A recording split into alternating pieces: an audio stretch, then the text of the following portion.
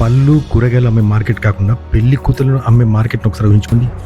అవునండి, బల్గేరియాలో బయటి ప్రపంచానికి విచిత్రంగా అనిపించే ఒక సాంప్రదాయం ఉంది.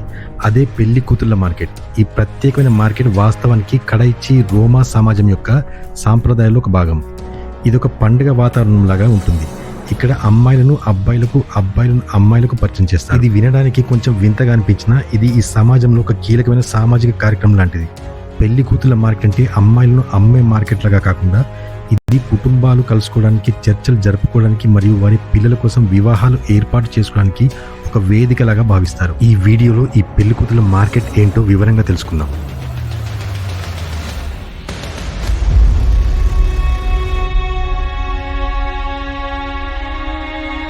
గ్లోబల్ చాట్స్ తెలుగు ప్రేక్షకులకి స్వాగతం. బల్గేరియాలోని కొన్ని ప్రదేశాలలో, ముఖ్యంగా స్టారా జగోరా ప్రాంతాల్లో ఇవి జరుగుతాయి.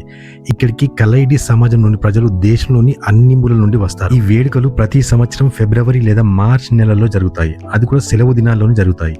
ఈ సాంప్రదాయం తరతరాలుగా కొనసాగుతుంది. వారి సమాజం దీన్ని సాంస్కృతిక విలువలను నిలబెట్టడానికి మరియు వారి పిల్లలకు భవిష్యత్తును నిర్ధారించడానికి ఒక మార్గంగా భావిస్తారు. బయట వారి దృష్టిలో ఇదొక వేడుకలాగా ఉన్నప్పటికీ వారి సమాజంలో దీనికి ఒక గౌరవం ఉంది. ఇది కుటుంబాలు కలుసుకోవడానికి, వేడుకలు జరుపుకోవడానికి మరియు వారి పిల్లల భవిష్యత్తుకు సంబంధించిన ముఖ్యమైన నిర్ణయాలు తీసుకోవడానికి ఒక సమయంగా భావిస్తారు.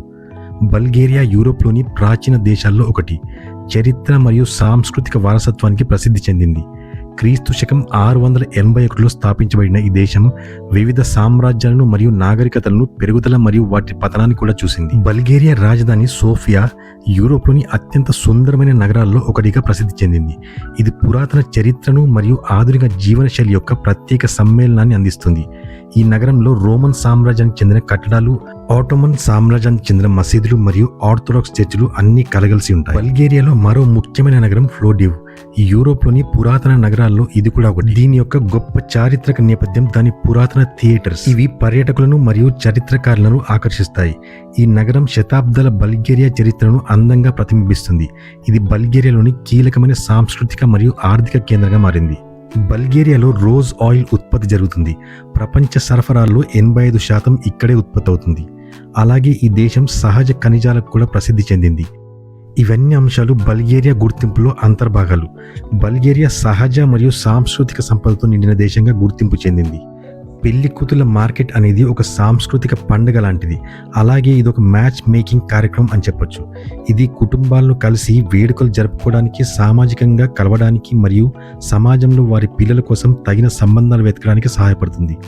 అమ్మాయిలు తమ పెళ్లి దుస్తులు ధరించి ఆభరణాలతో అలంకరించబడి అక్కడికి వచ్చే అబ్బాయిలతో పరిచయం చేయబడతారు. అక్కడి వాతావరణం పండుగ వాతావరణాన్ని కల్పిస్తూ మ్యూజిక్, డాన్స్ మరియు ఫుడ్ కార్నివల్ లాంటి అట్మాస్ఫియర్ అక్కడ క్రియేట్ అవుతుంది.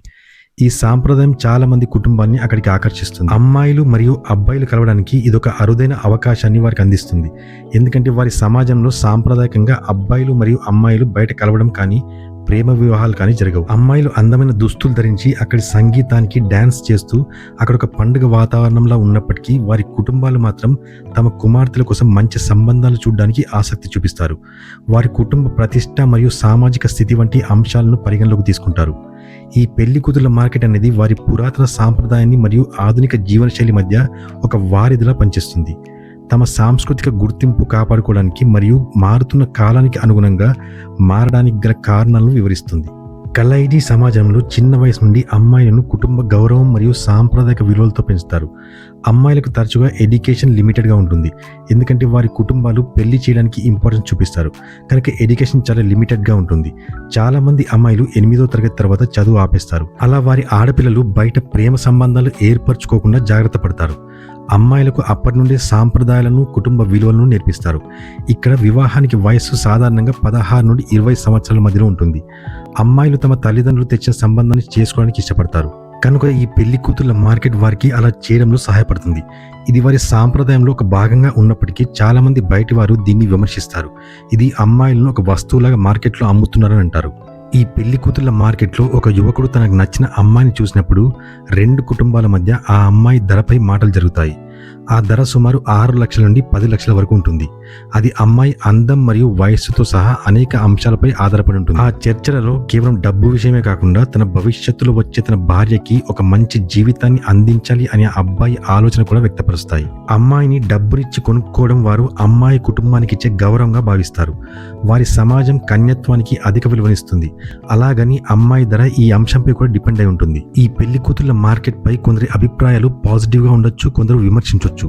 కానీ కలయిచి సమాజంలో ఇదొక గౌరవనీయమైన సాంప్రదాయంగా భావిస్తారు. వారి కుటుంబ విలువలను కాపాడుకుంటూ వారి పిల్లలకు సాంప్రదాయాలను నేర్పుతూ కుటుంబ పర్యవేక్షణలో ఈ సంబంధాలను ఏర్పరచుకుంటారు. చాలా కుటుంబాలు ఇదొక వేడుక సమయంలాగా సంగీతం మరియు నాట్యాలు చేసుకుంటూ ఒక ఆహ్లాదకరమైన వాతావరణాన్ని ఎంజాయ్ చేస్తుంటారు. అయితే మరోవైపు చాలా మందికి ఈ సంప్రదాయాలపై చాలా సందేహాలుంటాయి. ఇది మహిళలను ఒక వస్తువులాగా మార్కెట్లో విక్రయించడం అని, ఆడపిల్ల స్వేచ్ఛను హరించడం లాగా భావిస్తారు.